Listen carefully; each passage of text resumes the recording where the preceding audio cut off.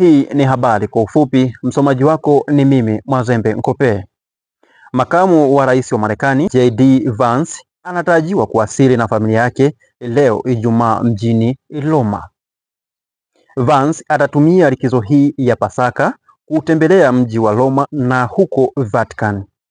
Ziara ya Vance nchini Italy itafanyika chini ya kiwingu cha mvutano kati ya Ulaya pamoja na Marekani kuhusu hatua ya ushuru iliyochukuliwa na Rais Donald Trump pamoja na vita vya Ukraine.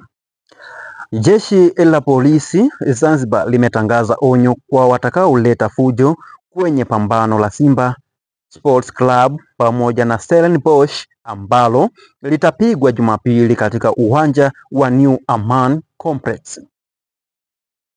Kauli ya polisi kuweka ulinzi kwenye mechi hiyo inazidi kuonyesha umuhimu wa mechi hiyo ya kimataifa ambayo itatangazwa Zanzibar kimataifa, hali iliyosababisha kaimu kamanda wa polisi ACP Abubakar Hamis Ali kutoa onyo hilo. Kuelekea mchezo huo, jeshi la polisi kwa kushirikiana na vyombo vingine vya ulinzi na usalama tutahakikisha ulinzi unaimarishwa kipindi chote kabla, wakati na baada ya mchezo huo.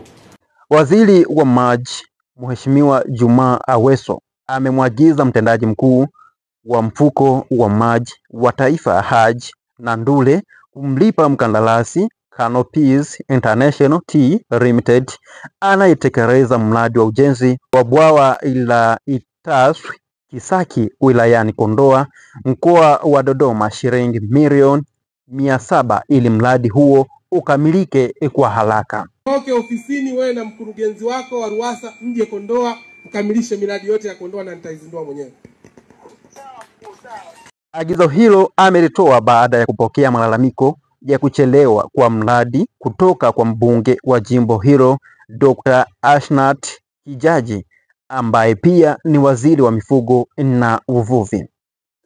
Mjumbe maalum wa Rais Samia Suluhu Hassan, Rais mstaafu Jakaya Kikwete amehitimisha ziara yake huko Burkina Faso kwa kukutana na rais wa nchi hiyo Captain Ibrahim Traore kwa kufanya naye mkutano.